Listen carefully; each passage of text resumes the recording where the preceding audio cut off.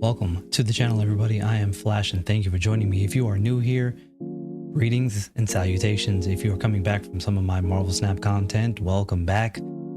As most of you are well aware, I've been playing a crap ton of Marvel Mystic Mayhem since day one of global launch. And with Loki just getting revealed, now is the perfect time to dive in and start making my own Marvel Mystic Mayhem content. With that being said, let's go right into the video and check things out. And as I said before, I have been playing since day one, not in the beta, but like I said, since global launch. Just to give you a little context, a little backstory. As you can see, I have hit level 70 as a lot of the consistent player base has hit already at this point. Now, see, I got maxed out characters: Scarlet Witch, Juggernaut, Iron Man, Emma Frost, Invisible Woman, Mr. Fantastic, Johnny Storm. Now I have a limit on, now we'll get into what my feelings are in terms of how many characters you should have maxed, etc, etc. Now I am not a whale by any stretch of the imagination. I'm not free to play. I'm at that minimal spend. I'm not in between. I'm just that minimal spend. I'm much more closer to a free to play player than anything else.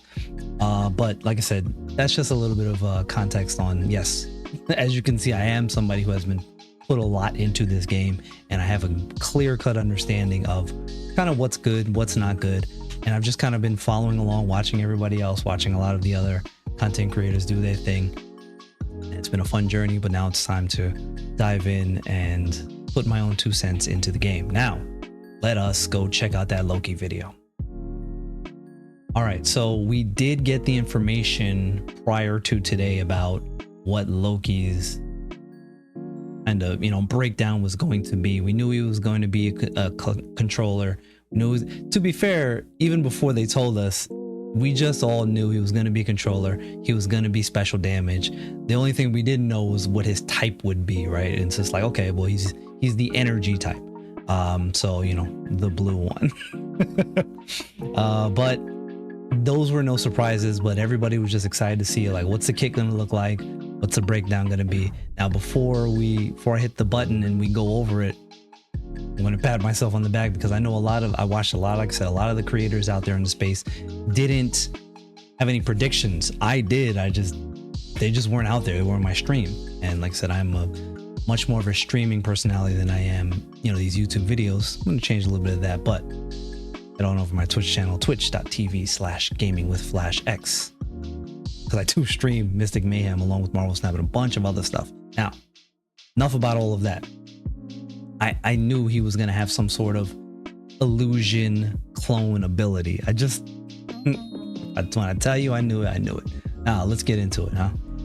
Those of you that have seen, I'm sure most of you probably have seen this already. Dope animation on Loki. Now, I'm going to stop this a lot because we got to talk about these things as we see it. Now, first and foremost, see, he's got his ult is a buff. Now, what that means breakdown wise, we don't know yet. At the time of me recording this, I don't know if that information has gone out yet. We'll see. Because I think it's still another 2 days until the character hits the game. So maybe tomorrow we might get full transparency on his actual details of his kit. Somebody might find it somewhere. You know how that stuff works.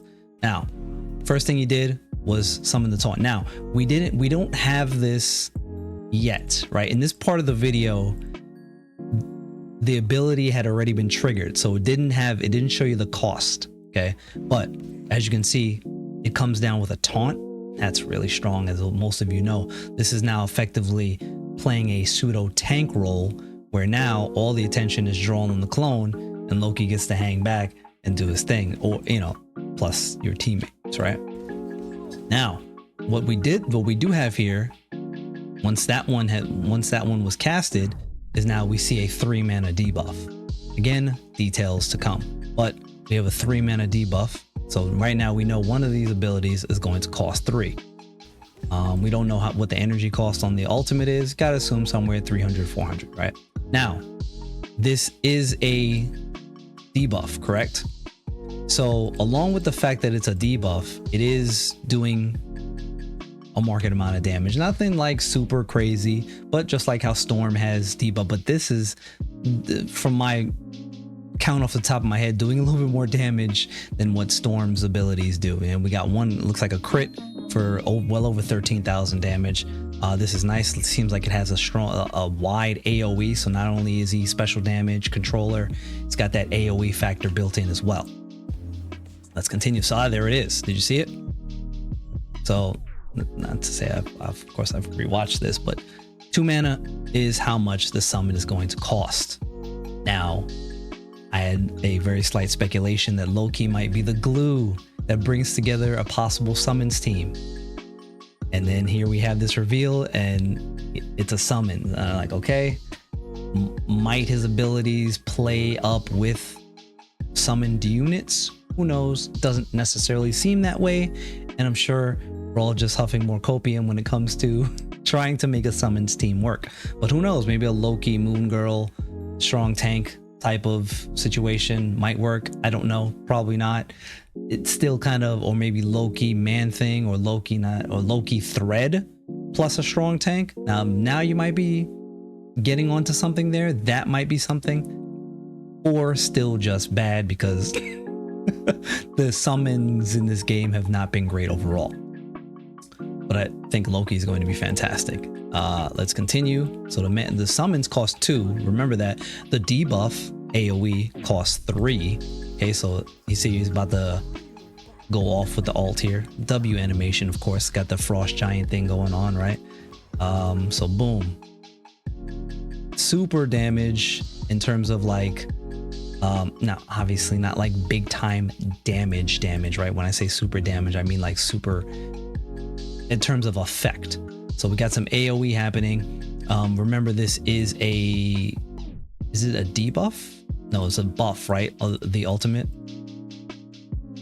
Pardon me while I go back. Yes. So the ultimate is a buff. What that does for your team, we don't know. What it might do for summoned units, perhaps? Maybe something? We don't know yet because we don't have that detail of the information. It doesn't seem that way, because if that was the case, the summoned illusion would have gotten some sort of green plus, right? And that didn't happen. So who knows? We don't know yet what the buff might apply to as far as your actual physical teammates. So who knows? And now you see the attack 3. So the attack is 3. So he's got an attack in this kit. Attack of 3, summon is 2, and a debuff is 3. So he's got nothing more than 3. Very good. A 3, and a 2. Mind you, those 2 3s, remember that will also help out Iron Man if you so choose to run a comp team such as that. So buff on the alt, 3 mana debuff, 2 mana summon, 3 mana attack. Now let's see. I don't remember. Is this an AoE? It is an AoE. Jesus. Oh wait, no it's not. Well, yes, right? Yeah, it does have an AoE effect. What the range is, we don't know for sure, but attack looks like it does some nice damage. Yeah. So hold on a minute. 2 mana debuff. Did I miss something?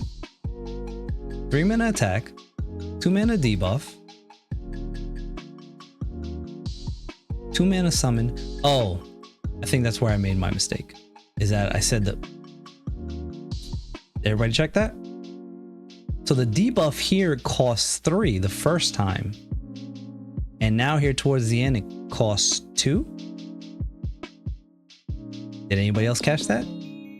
That's interesting. 3 mana here. 2 mana here. And the artwork is different. Did you also catch that? Which means it's potentially a different spell or a different skill altogether, or an evolution of one, or it's maybe the illusion has a separate spell kit, kind of like Devil Dinosaur. That would be interesting, but that confirms that, right? So we have a 2 mana debuff a separate 3-mana debuff, a 3-mana attack, and then your alt. That's interesting. And the summon, the 2-mana summon. All right, well, we'll see how that plays out, but that is very interesting. We're gonna need more info on that, obviously, but that's fascinating to say the least. Let's go back to that, to the main screen there. All right, so my perspective on Loki is exactly how I thought he would be. Loki is, so you have the 3 best controllers, Doctor Strange, Emma Frost, Invisible Woman, who are doing specific things very differently, right? So Doctor Strange is buffs and debuffs and best pure healing, right? Emma's a buffing that special damage team. She has a healing effect. If you have the one dupe, she's healing the whole team, which is very good. You have Invisible Woman, who is protecting your team, buffs, debuffs, invisibility. There's a lot happening there. Loki now adds a new wrinkle into the fold for the controller types, for the really strong controllers, which is illusion and distraction and so a buff, debuff. Typical thing you would expect out of Loki. Where he fits in, we don't know yet. We're not going to know that until we get him and get. Now, my recommendation for a lot of you out there, if you don't have a strong controller already, is I would say pull for Loki if you don't have any of those aforementioned types. If you don't have Doctor Strange, Emma Frost, or Invisible Woman, first of all, probably I would pull for Invisible Woman now if you can. But if you are unable to do so and you're saving, I would say Loki is a good jumping, kind of in point, because otherwise your controllers are, where you are probably lacking. Sleepwalker is good. Sleepwalker is a very good free-to-play controller, but let's be honest, you want something better than that.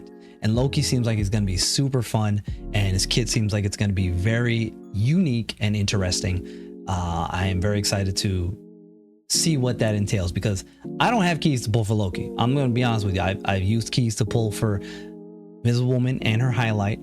I used to pull for Mr. Fantastic. Hey, look, I'll show you. I got the receipts. Look, I was super lucky because it only took me 35 pulls to get Mr. Fantastic. And I did the full 80. I got Sue before the 80, and then I was able to get her highlight, so that was really good. And so that's kind of where I'm at with that.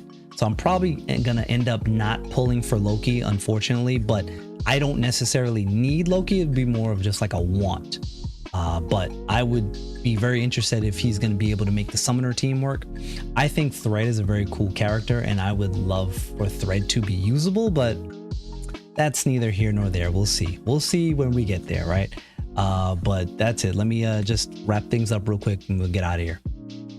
All right, fine people, thank you so much for hanging out and checking out my very first Marvel Mystic Mayhem video. There will be many more to come. We're gonna have tier lists and all of the fun things that everybody else does. We'll be evaluating new characters. Just because I don't have all of them doesn't mean that I can't give you my strongest opinions based on what I've seen. Like I said, I've followed a lot of this game since day one. I've played every day since day one, and I have a very clear-cut understanding of what's happening in the game and the different ins and outs and how strong the characters are versus one another, etc., etc., etc. So like I said, thank you so much.